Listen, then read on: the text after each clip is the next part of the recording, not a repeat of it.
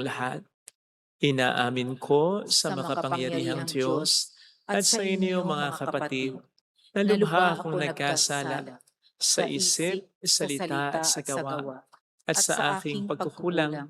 Kaya Kaya sinasamo isinasamo ko ko sa sa mahal na mahal na Birheng Birheng Maria, Maria, sa sa lahat lahat ng ng mga mga anghel anghel at at mga mga banal, banal, at at sa sa inyo inyo mga mga kapatid, kapatid, na na ako'y ako'y panalangin ipanalangin sa sa Panginoong Panginoon ating ating Diyos. Diyos. Kaawaan tayo ng mapagmahal na Diyos, patawarin sa ating mga sala, at patnubayan hanggang sa buhay na walang hanggan. Amen. Panginoon, kaawaan mo kami. Panginoon, kaawaan mo kami. Kristo, kaawaan mo kami. Kristo, kaawaan mo kami. Panginoon, kaawaan mo kami. Panginoon, kaawaan mo kami. Yumuko tayo, maaaring ibulong sa Panginoon ang ating intensyon, lalo ng kapayapaan sa mundo.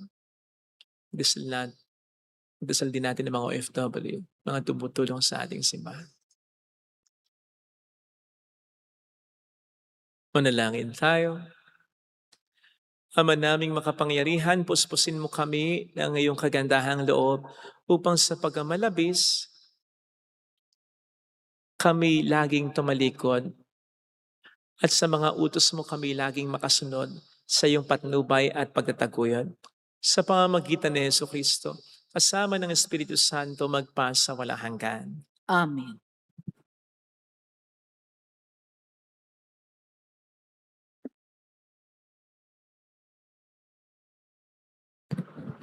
Ang salita ng Diyos mula sa aklat ni Propeta Oseas. Ito ang sabi ng Panginoon. Israel, manumbalik ka na sa Panginoon na iyong Diyos. Ang pagbagsak mo ay bunga ng iyong kasamaan. Dalhin ninyo ang inyong kahilingan. Lumapit kayo sa Panginoon at sabihin ninyo, patawarin mo na kami. Kami iyong kahabagan at tanggapin. Maghahandog kami sa iyo ng pagpupuri. Hindi kami mailigtas ng Assyria. Hindi kami sasakay sa mga kabayo. Hindi na namin tatawaging Diyos ang mga larawang ginawa lamang ng aming mga kamay. Sa iyo lamang makatatagpo ng awa ang mga ulila. Sabi ng Panginoon, patawarin ko na ang aking bayan. Mamahalin ko sila ng walang katapusan, sapagkat mapapawi na ang aking galit. Ako'y matutulad sa hamog na magpapasariwa sa Israel, at mamumulaklak siyang gaya ng leryo. Mag-uugat na tulad ng matibay na punong kahoy. Dadami ang kanyang mga sanga. Gaganda siyang tulad ng puno ng ulibo at hahalimuyak gaya ng Libano. Magbabalik sila at tatahan sa ilalim ng aking kalinga. Sila yayabong na gaya ng isang halamanan. Mamumulaklak na parang punong ubas at ang bangoy katulad ng alak mula sa Libano. Ephraim, lumayo ka na sa mga Diyos-Diyusan. Ako lamang ang tumutugon at nagbabantay sa iyo. Ako'y katulad ng sipres na laging luntian, at mula sa akin ang iyong bunga. Ang mga bagay na ito'y dapat unawain ng matalino at dapat mabatid ng marunong. Matuwid ang mga daan ng Panginoon at doon tumatahak ang mabubuti, ngunit madara pa ang mga ngahas na sumuway. Ang salita ng Diyos. Salamat sa Diyos. Tinig ko'y iyong pakinggan, ang sabi ng poong mahal. Tinig ko'y iyong pakinggan, ang sabi ng poong mahal. Sa paglabas namin sa bansang mabagsik, ganito ang wika ng aking narinig. Mabigat mong dalay aking iniibis. Ipinababa ko ang pasaning basket. Iniligtas kita sa gitna ng hirap. Iniligtas kita nang ika'y tumawag. Tinig ko'y iyong pakinggan, ang sabi ng poong mahal. Tinugon din kita sa gitna ng kidlat at sinubok kita sa Batis Meriba. Kapag nangungusap, ako'y inyong dinggin. Sana'y makinig ka, o bansang Israel. Tinig ko'y iyong pakinggan, ang sabi ng poong mahal. Ang Diyos ay huwag mong paglingkuran. Diyos ng ibang bansay di dapat luhuran. Ako'y Panginoon, ako ang Diyos mo. Ako ang tumubos sa iyo sa Ehipto. Tinig ko'y iyong pakinggan, ang sabi ng poong mahal. Ang tangi kong hangad, sana ako'y sundin. Sundin ang utos ko ng bayang Israel. Ang lalong mabuting bunga nitong trigo. Ang siyang sa inyo'y ipapakain ko. At ang gusto ninyong masarap na pulot. Ang siyang sa inyo'y aking idudulot. Tinig ko'y iyong pakinggan, ang sabi ng poong mahal.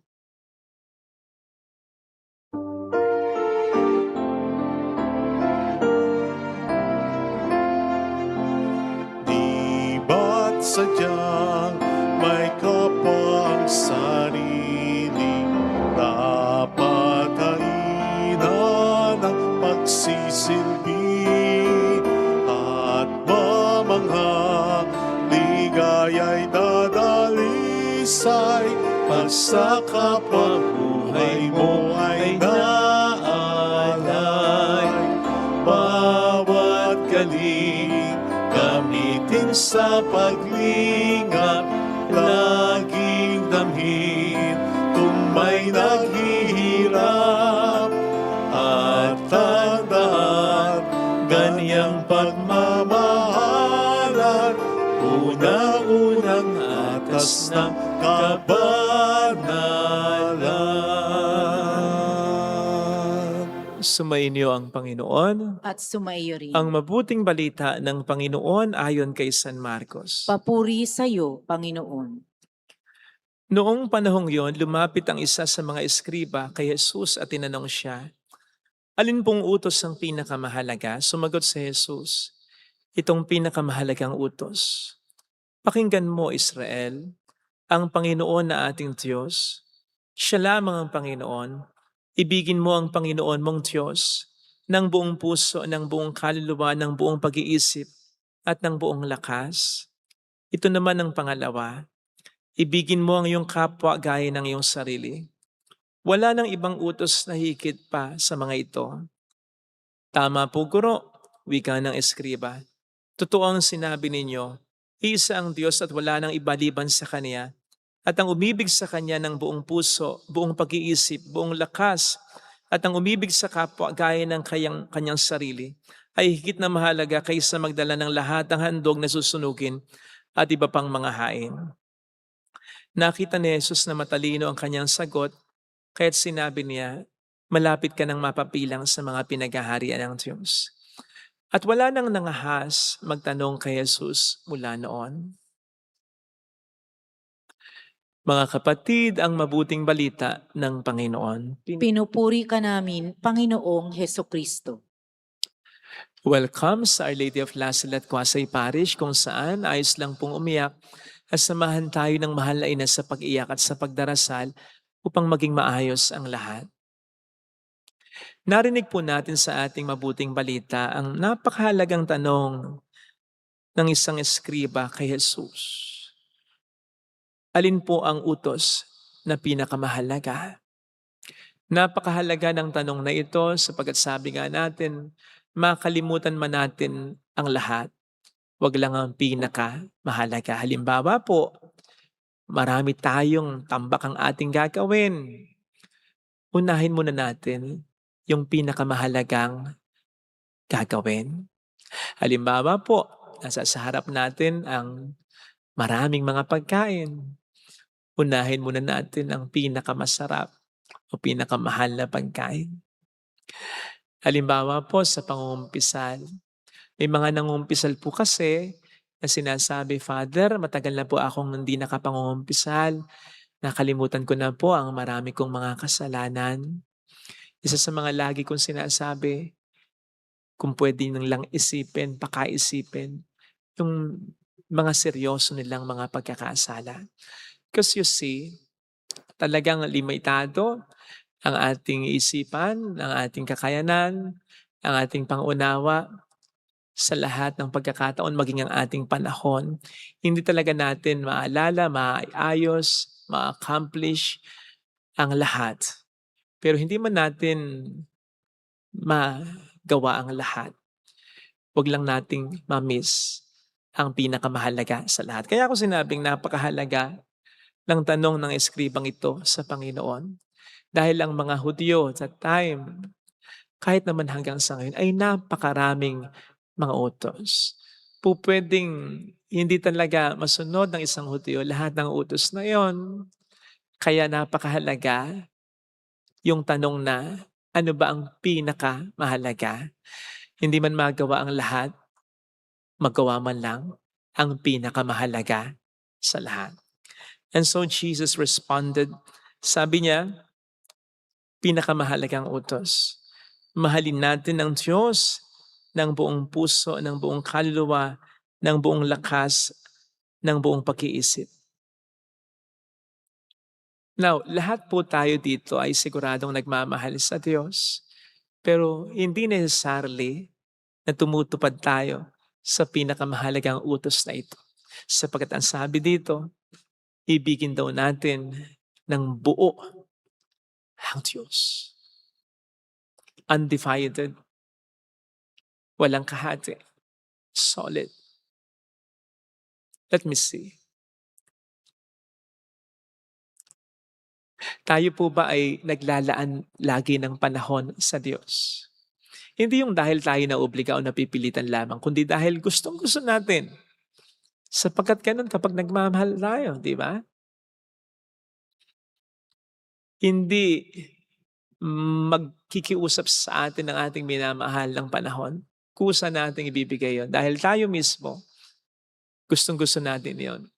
Hindi tayo makatatagal nang hindi siya nakikita, nang hindi siya nakakausap. Ganun po ba tayo sa Panginoon? Ganun po ba ang disposisyon natin sa pagsisimba at sa pagdarasal? Ikalawa, baka patuloy po tayong nagkakasala. Di po ba kapag mahal natin ang isang tao, hindi tayo gagawa ng kahit isang bagay na alam natin sasakit ng kalooban nito. Kahit nga po sa mga bagay lamang o sa mga hayop ganyan tayo. Natandaan ko dati ng first time kong magkaroon ng sasakyan na brand new. Iniingatan ko pag dinadrive ko. Lalong-lalo na kapag mababako ang lugar. May mga pagkakataon na hindi mo napansin. Lubak. Malalim pala. Nagsosorry ko sa sasakyan ko. Natandaan ko yun. Na para bang sinasabi ko, pasensya na, nasaktan kita. Huwag niyong sabihin hindi kayo ganyan kahit na sa mga pet ninyo. Diba? Kung talagang buo ang pagmamahal natin sa Diyos, hindi natin siya sasaktan, hindi tayo gagawa ng kasalanan. Lalong-lalo na yung mga mabigat na kasalanan na alam natin kasasakit ang kanyang kalooban. Alam nating namatay pa rin para sa atin ng Panginoon, para sa ating mga kasalanan ngayon. So hindi kalabisang sabihin kapag patuloy tayo sa pagkakasala, pinapako pa rin natin siya hanggang ngayon. And besides, ano sa palagay ninyo ang mararamdaman ninyo kapag hindi pinapahalagahan ang ginawa ninyo? Sapagkat gano'n ang ginagawa natin kapag patuloy ang pagkakasala natin. Hindi natin binibigyan ng halaga ang ginawang pagliligtas ng Panginoon sa atin. Iniligtas na tayo sa pagkakasala, balik pa rin tayo ng balik sa pagkakasala. And then, minamahal ba natin siya ng higit sa lahat? Ng higit sa ating kakayanan, ng higit sa ating buhay, ng higit sa mga tao, sa mga bagay na mahalaga sa atin? Siya ba talaga ang pinakauna? At siya lang ba talaga ang minamahal natin ng buo? Malalaman po yan oras na mawala ang mga mahalagang bagay o tao sa buhay natin. Kapag nawala na ang pera natin, nawala na ang posisyon natin na pinakamamahal, pinakaiingatan natin. Kapag nagkasakit na tayo ng malubha o ang mahal natin, kapag namatayan tayo o kapag sinabi sa atin ng doktor, iilang buwan na lang ang itatagal ng buhay natin. Malalaman po yan kung talagang solid ang pagmamahal natin sa Diyos. Sapagkat kung talagang solid ang pagmamahal natin sa Diyos, will be like Job. Pupurihin, mamahalin, sasampalatayanan pa rin natin siya sa kabila ng isang mabigat na problema. Doon natin maunawaan na pinakamamahal natin siyang talaga. Pero yun ay magiging realization natin, hindi ng Diyos para sa atin. Kasi alam na niya eh. Alam na niya. He can read our hearts. Alam niya kung pinakamamahal natin siya.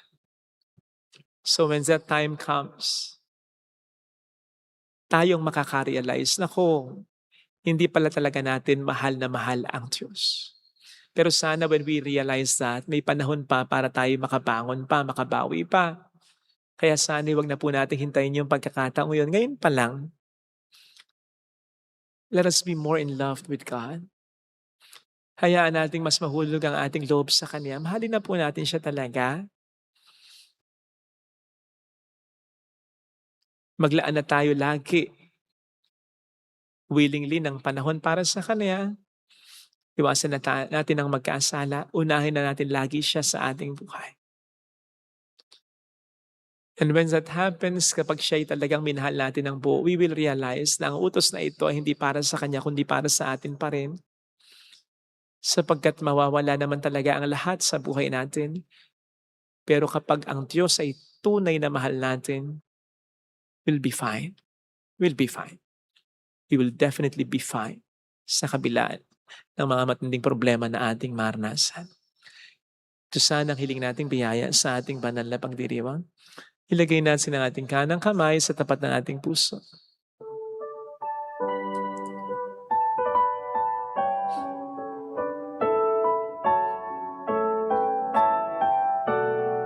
Awitin natin. Alam kong may magagawa ang Diyos.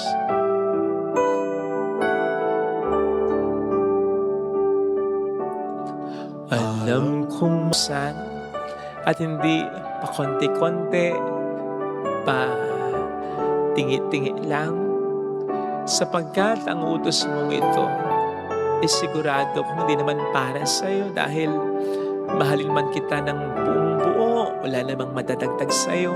Pero malaki ang madadagdag sa akin. Mas magiging inspired ako, mas magiging malakas ako, mas magiging matyaga ako, mas magiging pasensyoso ako, mas magiging matibay ako sa kahit anong pwedeng mangyaring problema sa buhay ko. Kapag minahal kita ng buo, Panginoon ko, tulungan mo ko gawin ito. Mayroong magandang mangyayari sa'yo. Kung lalapit ka kay Jesus, kung mamahalin mo siya ng walang pag-uli, nang hindi pa konti-konti, mayroong magandang mangyayari sa'yo. Kung susunod kang lagi sa kalooban niya, nang walang pasupalit, kung lalapit kay Jesus, papuri sa Ama at sa Anak at sa Espiritu Santo. Kapara na sa una-una, ngayon na magpakailanman at magpasa walang hanggan. Amen. Pag-aalay.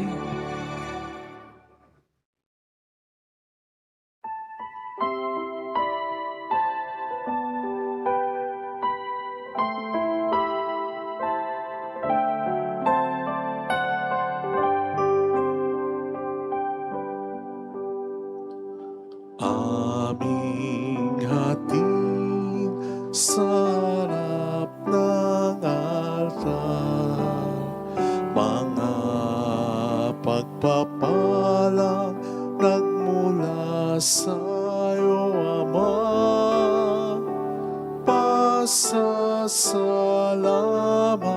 sa biyayang natanggap, pagpupuri sa iyong harapan. Tanggapin ang aming alay, ang alak at tinapay, at pagsaluhan ng munting handog, ang tinapay ng buhay at kalis ng kaligtasan.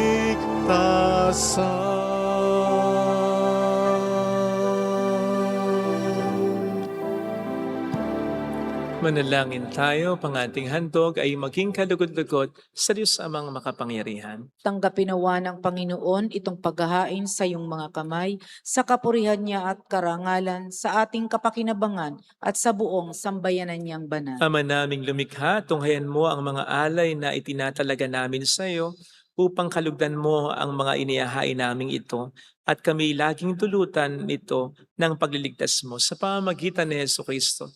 Kasama ang Espiritu Santo magpa sa walang hanggan. Amen. Sumainyo ang Panginoon. At sumaiyo rin. Itaas sa Diyos ang inyong puso at diwa. Itinaas na namin sa Panginoon. Pasalamatan ang Panginoong ating Diyos. Marapat na siya ay pasalamatan. Ama naming makapangyarihan, tunay ngang marapat na ikaw ay pasalamatan sa pamamagitan ni Jesucristo na aming Panginoon. Minarapat mo ang pagtitiis para sa naghihirap ay maging tagapagpahiwatig ng pasalamat na aming inihahain ngayon sa iyong hapag. Ang iyong anak ay ulirang tagapagbigay ng pagkasaluhan sa mga nagugutom at nauuhaw. Sa pagsunod namin sa giliw mong anak, ang pagkamawain mo ay aming ginaganap upang ang pag-iimbot ay mapawing lahat sa aming pag-uugali at gawaing binabalak. Kaya kaisa ng mga anghel na nagsiawit ng papuri sa iyo ng walang humpay sa kalangitan, kami nagbubunyi sa iyong kadakilaan. Santo, Santo, Santo, Panginoong Diyos ng mga hukbo, napupuno ang langit at lupa ng kadakilaan mo. Hosana sa kaitaasan. Pinagpala ang naparirito sa ngalan ng Panginoon. Hosana sa kaitaasan. Ama naming banal, ikaw ang bukhal ng tanang kapanalan. Kaya't sa pamamagitan ng iyong Espiritu gawin mong banal ang mga kaloob na ito upang para sa amin ay maging katawan at dugo ng aming Panginoong Hesukristo. Bago niya pinagtiis ang kusang loob na maging handog, hinawakan niya ang tinapay, pinasalamatan kaniya, pinaghati-hati niya iyon, iniabot sa kaniyang mga alagad at sinabi, "Tanggapin ninyong lahat ito at kanin. Ito ang aking katawan na iahandog para sa inyo."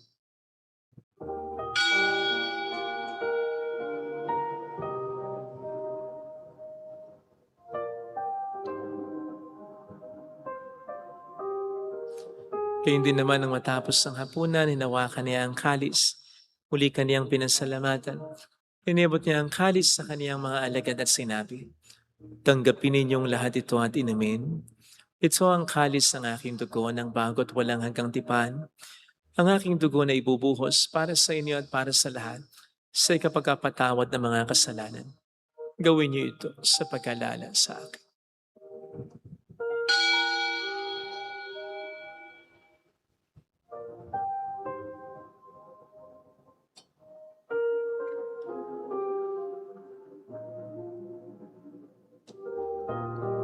Ang misteryo ng ating pananampalataya. Si Kristo'y namatay, si Kristo'y nabuhay, si Kristo'y babalik sa wakas ng panahon. Ama, ginagawa namin ngayon ang pag-alaala sa pagkamatay at muling pagkabuhay ng iyong anak. Kaya inialay namin sa iyo ang tinapay ng buhay, ng kalis ng kaligtasan. Kami nagpapasalamat dahil kami iyong minarapat na tumayo sa harap mo para maglingkod sa iyo. Sinasamo namin kami na magsasalo sa katawan at dugo ni Kristo ay mabuklod sa pagkakaisa sa pamamagitan ng Espiritu Santo. Ama, lingapin mo ang iyong simbahang laganap sa buong daigdig. Puspusin mo kami sa pag-ibig. Kaisa, ni Leon na aming Papa, ni Janice na aming Obispo at ng Tanang Kaparian, Alalahanin mo ang mga kapatid naming nahimlay nang may pag-asang sila'y muling mabubuhay, lalo ng aming mga ipagdarasal. Kaawaan mo sila at patuloyin sa iyong kaliwanagan. Kaawaan mo at pagkingtapatin kaming lahat na makasalo sa iyong buhay na walang wakas. Kaysa ang mahal na Birhen ng Lasalet, ang ina ng Diyos, isanuse ang kabiyak ng kanyang puso, lahat ng mga banal na namuhay dito sa daigdig ng kalugod-lugod sa iyo. May pagdiwang naman namin ang pagupuri sa ikararangal mo sa pamamagitan ng iyong anak na aming Panginoong Heso Kristo. Sa pamagitan ni Kristo, kasama niya at sa Kanya, ang lahat ng parangal, papuri ay sa iyo, Diyos amang makapangyarihan, kasamang Espiritu Santo magpasawalang hanggan. Amen, amen.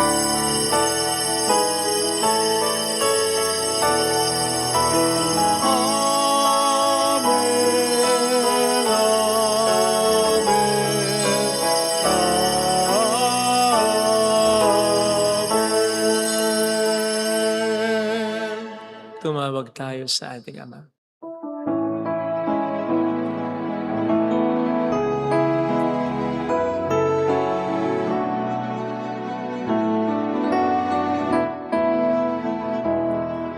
Ama namin, sumasalangit ka, sambahin ang ngalan mo,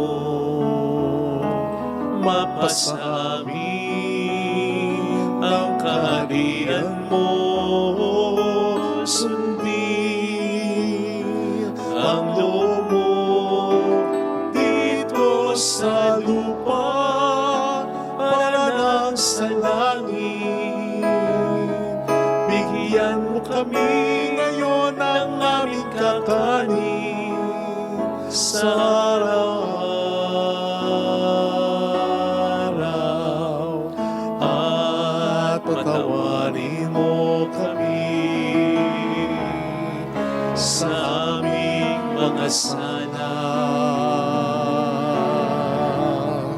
para ng pagpapatawad namin sa nagkakasala sa amin.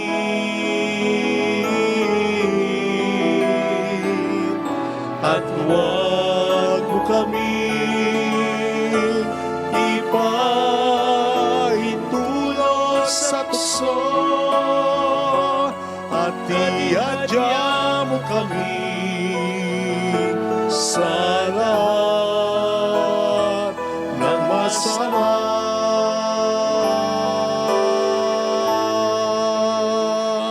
Iniling namin kami adya sa lahat ng masama, pagkalooban ng kapayapaan na araw-araw, iligtas sa kasalanan, samantalang aming pinaghahandaan ang dakilang araw ng pagkapahayag ng tagapagligtas naming si Heso Kristo. Sapagkat iyo ang kaharian, ang kapangyarihan at ang kapurihan magpakailanman. Amen. Panginoong Heso Kristo, sinabi mo noon, sinasabi mo rin sa amin ngayon, kapayapaan ang iniiwan ko sa inyo, aking kapayapaan ang binibigay ko. Tunghayin mong aming pananampalataya, huwag ang aming pagkakasala. Pagkalooban mo kami ng kapayapaan at pagkakaisayon sa iyong kalooban. Kasama ang Espiritu Santo magpasa walang hanggan. Amen. Ang kapayapaan ng Panginoon ay sumainyo daw ang lahat. At sumayo rin. Magbigayan tayo ng kapayapaan sa isa't isa. Kapayapaan po. Peace be with you. Kordero ng Diyos na nag-aalis ng mga kasalanan ng sanlibutan, maawa ka sa amin. Kordero ng Diyos na nag-aalis ng mga kasalanan ng sanlibutan, maawa ka sa amin. Kordero ng Diyos na nag-aalis ng mga kasalanan ng sanlibutan, ipagkaloob mo sa amin ang kapayapaan. Narito sa harap natin ng Panginoon ng ating buhay at kaligtasan, mapalad tayong inaanyayahan. Panginoon, hindi ako karapat-dapat na magpatuloy sa iyo, ngunit sa isang salita mo lamang ay gagaling na ako.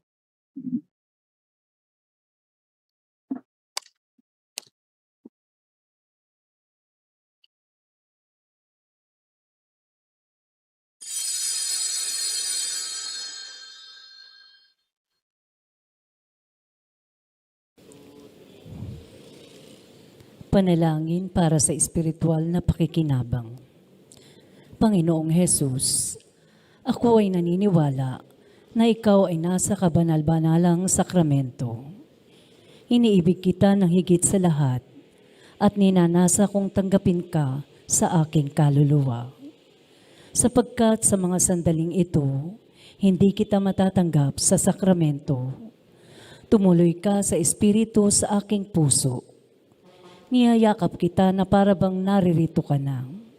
Inaalay ko ng buong buo ang aking sarili sa iyo. Huwag mong hayaang mawalay ako sa iyo. Amen.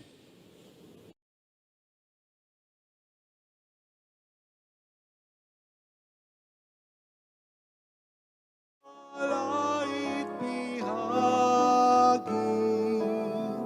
upang iyong alipin, manatili sa pag-ibig mo, Panginoon. Unting ang handog ko sa iyo, sa tingin mo, alaga'y higit sa ginto. Pagkat Diyos ko, tangi mong hinahanap, sa pag-ibig magiging tapat ang puso ko.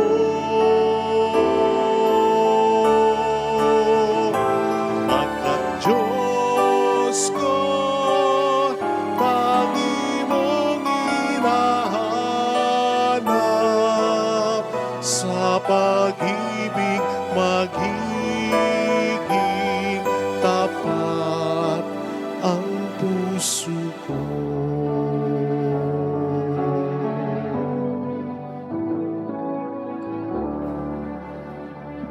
Manalangin tayo. Ama naming mapagmahal, padaluin mo sa buo naming katauhan ang iyong ginaganap para sa aming kapakanan upang sa pag-asalo namin sa pakikinabang ang ganap mong pagliligtas ay aming makamtan sa pamamagitan ni Jesucristo. Kasama ng Espiritu Santo magpasa walang hanggan. Amen. Holy God, Holy Mighty One, Holy Immortal One. Have mercy on us and on the whole world. Holy God, Holy Mighty One, Holy Immortal One. Have mercy on us and on the whole world. Holy God, Holy Mighty One, Holy Immortal One. Have mercy on us and on the whole world. Jesus, King of Mercy, We trust in you. alalahanin. Alalahanin, O mahal na Birhen ng Lasalet, ina ng pag-asa, ikaw ang nagpaalala sa aming magbalik loob sa Ama. Ito ang nagpapatunay na ang kagandahang loob mo'y nanatiling busilak. Sa pag-aaruga mo sa amin, tungkulin mo'y tinupad. Sa paanan ni Kristo'y itinuring mo kaming mga tunay mong anak. Kaya ninais mong ni Isay wag mapahamak. Maging sa iyong walang tigil na pananalangin, pati luhay pumatak.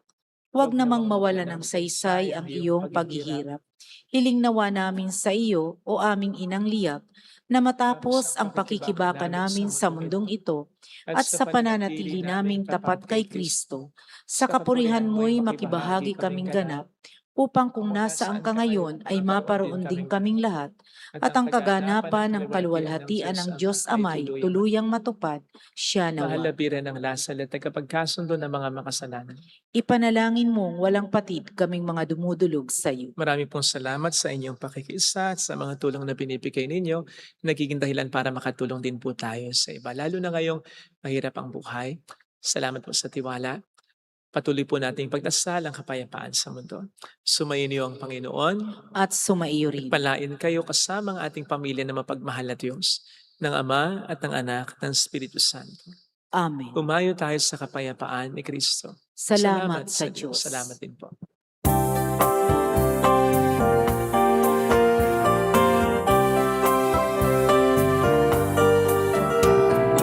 Aming iniaalay ang pag-ibig na walang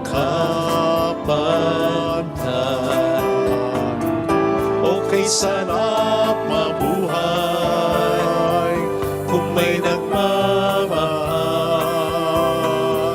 pagmamahal na tunay, at laging danisay. Ang birhen kong umibig ay walang sintamis,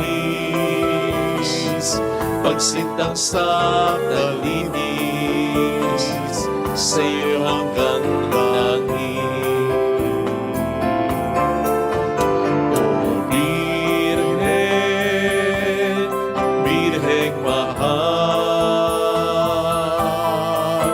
sa awit at sa dasal,